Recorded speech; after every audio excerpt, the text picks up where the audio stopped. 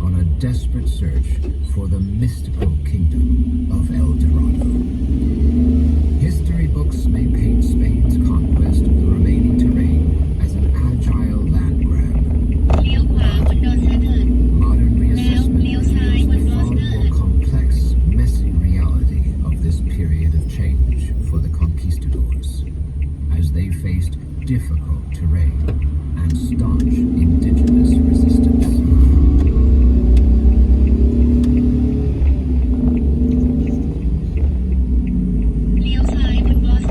The reality of the conquest of the New World was far from the swift clinical operation boasted of in historic texts written to promote the mission of conquistadors. Whilst Cortez and Pizarro had conquered and destroyed the Aztec and Inca empires, large parts of the Americas remained free of Spanish dominion for many years to come. Flamboyant Spanish literature may have claimed that the mystical golden city of El Dorado still lay in wait, but in truth, the era of exploration was coming to an end. The textbook maps that we see from our school days showing the extent of the Spanish Empire tend to suggest that these empires had vast continued swaths of space and peoples that they ruled, when in fact there were vast stretches of North and South America that were only weakly, if at all, governed by the new empire. We think about conquistadors and we think about a complete victory over indigenous people, but the acts of conquistadors can be quite incomplete in many ways sometimes. In the southern half of Chile, the Mapuche successfully prevented the Inca from colonizing their territory. And then when the Spanish conquistadors arrived, were just as successful in keeping them out and remained in control of their lands for centuries, actually all the way till the 19th century in the national period. The Mapuche became very skillful at fighting the Spaniards. Actually, they adopted very quickly on the horse that ironically was brought to the New World by the Spaniards. The same thing will happen, for example, with the Apache and the Comanche in northern Mexico and south U.S. Other examples of regions that weren't effectively colonized or ruled are the Gran Chaco and much of Paraguay in the center of the South American continent. The Orinoco as well, this vast region of savannas and rainforest that's even now today amazingly intact, was not really ruled in an effective way at all. The Maya area, which is, if you look geographically, the Americas is right slap bang in the middle. You'd think that would have been completely absorbed into the Spanish Empire. Not at all. Most of it remains unconquered and inhabited by free Maya peoples for most of the colonial period. So there are enormous swaths of land and places and indigenous communities who were never fully under control of the Spaniards. That should be mapped on these textbook maps, but it's just treated as if Spain rules these vast stretches.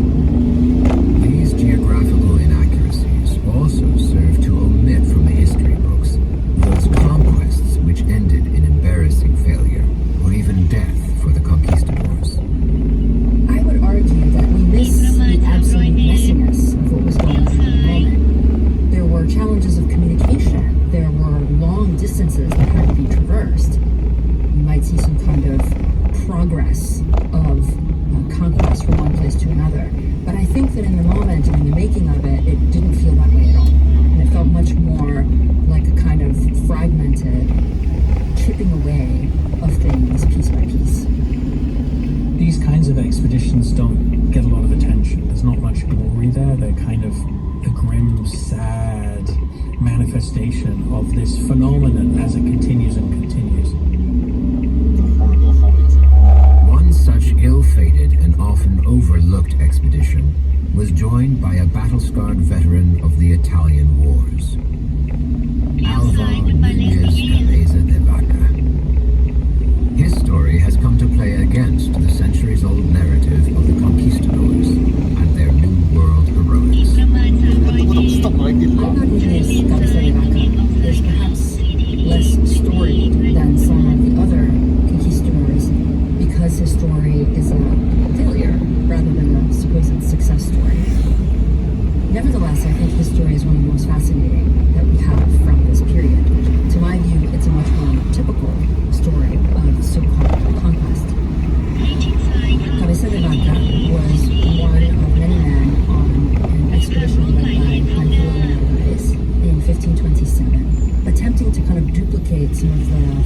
previous successes that had occurred in Tenochtitlan, Bartolomé de Narvaez set sail from what is today Cuba and tried to reach the coast of Mexico. However, in another sort of stunning display of how little Spaniards knew about the geography, they did not understand the currents of the Gulf of Mexico, the wind currents, and ended up landing on the western coast of what is today Florida. They had no idea where they were, and soon began to encounter one stunning setback after another. They engaged militarily with Amerindians from the region. They were trounced again and again. Cabeza de Vaca describes in his narrative an arrow goes through a trunk of a tree that was as thick as a person's body. This was the strength with which these arrows were launched. And it really does become every man for himself. Out of this entire expedition, survivors in the end. Cabeza de Vaca is one of them.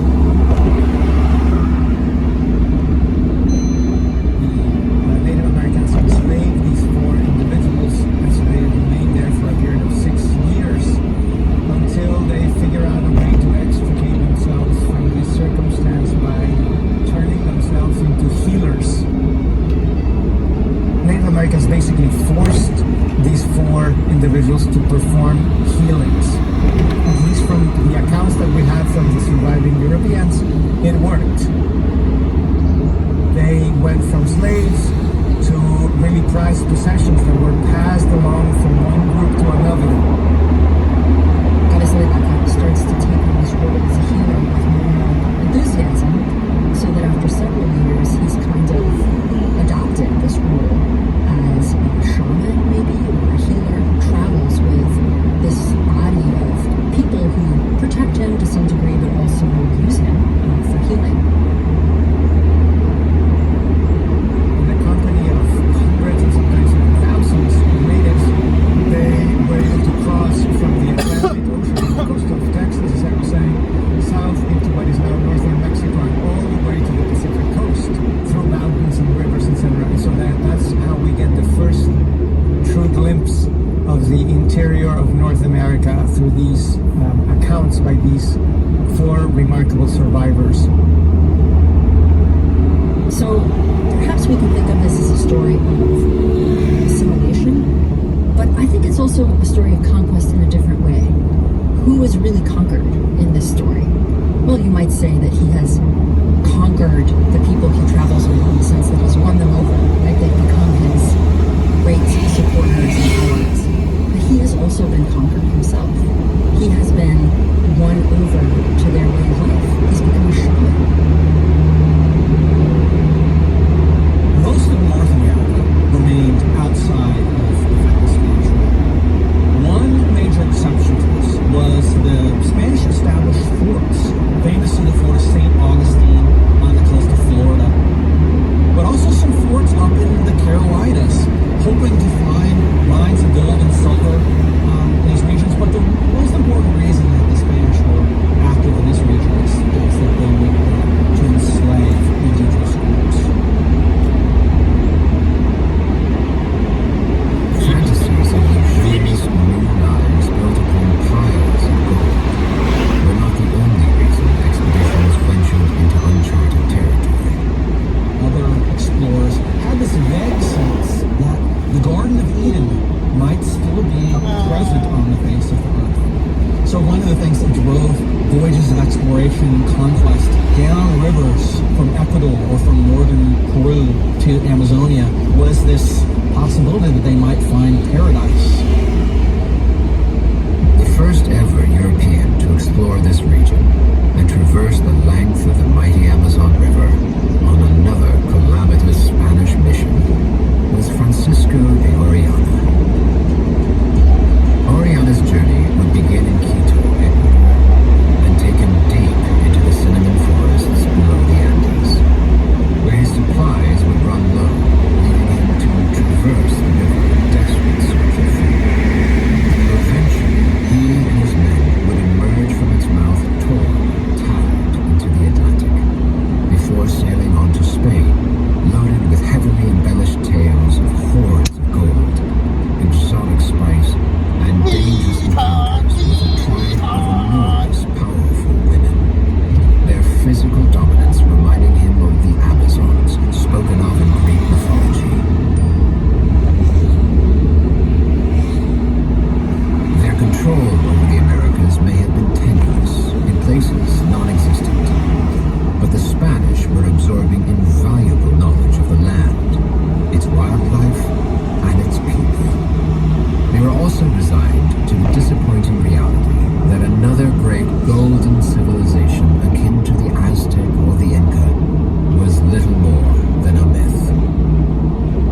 phase of exploration had reached its natural end, the Spanish now intent on finding a way to govern the new world they had discovered.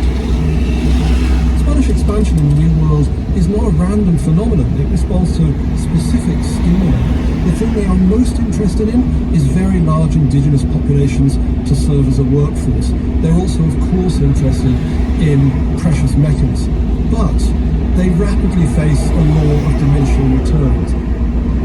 They don't discover any new mineral wealth. They don't discover silver or gold mines.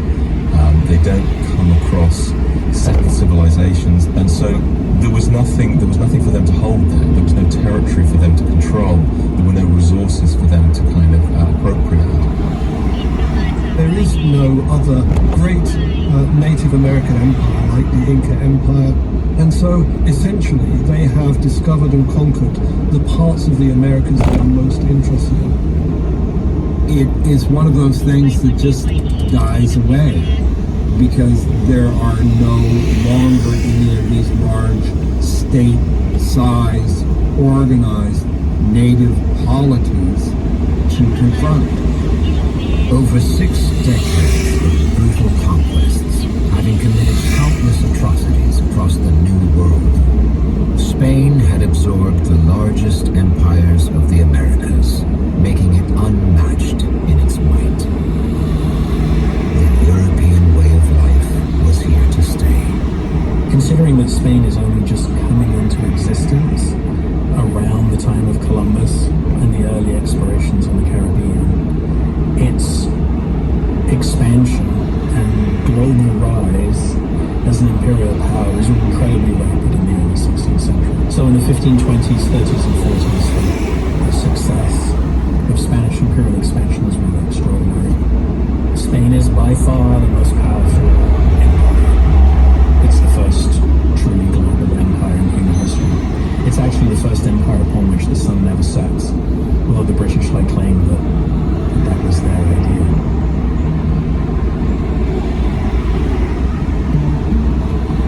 Europe was abuzz with resentment for the conquistadors. Conversations about ethics focused on the bleak methods used to secure their colonial power.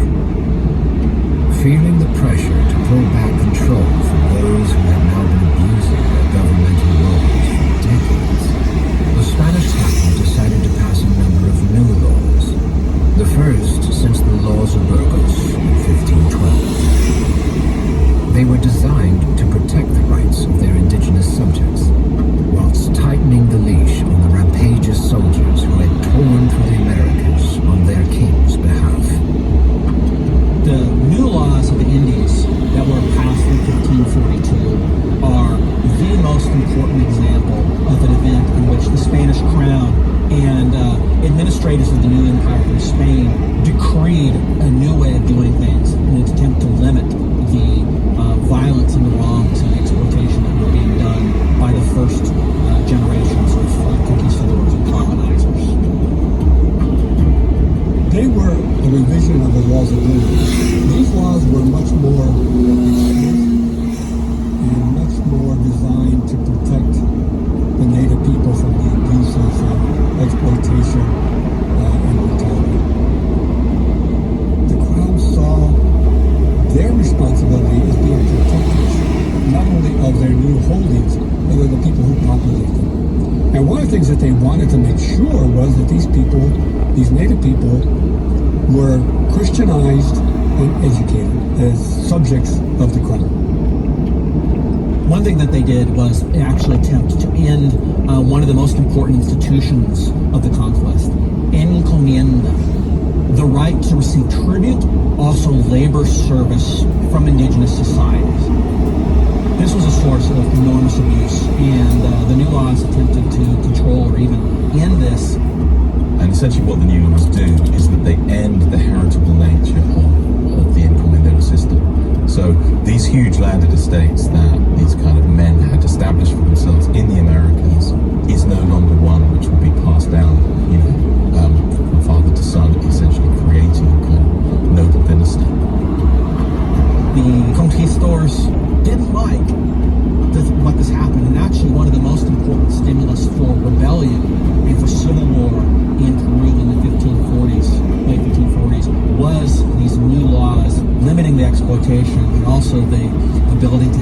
wealth and power that the first conquistadors, such as the Pizarro brothers, acquired. The Spanish crown actually had to send high-ranking European officials in order to enforce the new laws. The individual who was sent to Peru was killed, he was decapitated, and his head was paraded. But there was such a pushback. So what happened, for example, with the statute about the encomiendas is that they were kind of phased out. So the encomiendas would not be eliminated once and for all immediately, but they would be preserved for 3 lives. So in other words, during 3 generations. So basically, if you had an encomienda, you could pass it on to your children, and your children could pass it on to their children, and then the encomiendas would disappear. But many in the old country felt the new laws were too lenient. And as the 16th century reached its 5th decade, a series of heated public debates would take place, perhaps the first ever global discussion of human rights. One familiar voice joined the melee. The outspoken Dominican friar Bartolomé de las Casas was back, having prominently relinquished his encomienda years earlier, lobbying for the original laws of Burgos, and in the meantime fighting the crown over their policy of enslaving and stealing from native people. He is involved in a famous disputation with Juan Gines de Sepúlveda in Valladolid, in which they argue whether the conquest of the Americas was licit or not. Juan Gines de Sepúlveda outlines a series of arguments that the indigenous peoples were basically subhuman, that they did not possess the use of reason, and therefore, through this kind of idea from Aristotle and natural slavery, that the inferior should yield to the superior, that becomes one of the great arguments and justifications for the Spanish presence in the Americas. Bartolomé de las Casas advocates for the rights of the Indians, the rights for them to be considered fully as Spanish subjects, and therefore to enjoy all the privileges and freedoms of the law, and he denounces the enslavement of indigenous people. I call the debates of 1550 perhaps a turning point or a key defining moment of early modern humanism, because this is the very first moment that a committee of theólogos and juristas, of theologians and jurists are put together to reflect and to come up with a solution to all these claims about the injustice of the war. And this is why Las Casas is such an incredible figure, because he brings topics that have transcended through history, particularly today when we think about war and how people are still killing. The dispute is inconclusive, but immediately Bartolomé de las Casas publishes this short history of the destruction of the Indies. It's a vast exaggeration of the kinds of excesses and outrages and cruelty that was committed in the New World. But nevertheless, it is founded on a kind of an element of truth that there was some really iniquitous and barbaric, savage behavior by the conquistadors in establishing themselves in the Americas. He goes island by island, region by region, beginning in Espanol, about the atrocities committed by the Spanish. That bestseller that was translated into Dutch, German, Italian, Latin, French, that was the text that really marks the fall of the conquistadores publicly. Times were changing, and Europe was watching. As the conquistadors began to emulate the Castilian life they had left behind, those who once wielded swords and armor were transforming into businessmen and politicians, changing the face of the New World forever. Even though they still don't have a really precise comprehension of this vast expanse, they do have a sense of the opportunity that this space offers. And they also, critically, I think, have managed to create some administrative nodes. These institutions in the form of city councils, of judicial bodies, start to impose Spanish ideas about legal structures, about how processes work, about how communication is going to function into the operation of some of these American spaces. Those notes can be really important in a landscape devastated by disease, where not just the population, but the indigenous structures supported by that population have crumbled. And having a kind of rigid Spanish structure, that ends up really starting to lead to different social structures, different landscapes as they change the landscape physically with Spanish farming, new institutions that start taking root. All of that stuff really, I think, begins to alter the way that the Americas look and how they operate from within. Colonists borrowed from the culture of their former home, implementing political hierarchies, religious restrictions, and robust legal structures built on a foundation of marginalization. This shift would provide the Crown with an opportunity, a way to finally take back control. The attempt by the Spaniards was always to replicate Spanish life in the New World, creating cities, creating churches, cathedrals, and an entire apparatus of civil and religious government. And at the same time, they tried to force all those people around them to assimilate, let's say, into the Spanish way of life. And that meant evangelization, that meant dress codes, to become like a close copy of Spaniards without ever granting them equality. The Crown worked to establish a judicial system on the mainland, known as the Audiencia. High courts which sought to administer justice and put an end to abuses of power, which also acted as an advisory board to the royal viceroys. The first generation of conquistadors, if you will, from Columbus himself through to Pizarro and the conquest of the Inca Empire, that time, that period where these men are acting with a great deal of autonomy and independence begins to come to an end with the establishments of these audiencias, which allow both Spanish subjects living there but also indigenous people to appeal to law and to use the law to protect their own interests as against the kind of rapacity of certain unscrupulous individuals. With only a few exceptions, the decision of the Audiencia was final. And by 1550, 6 had been established across the Americas, including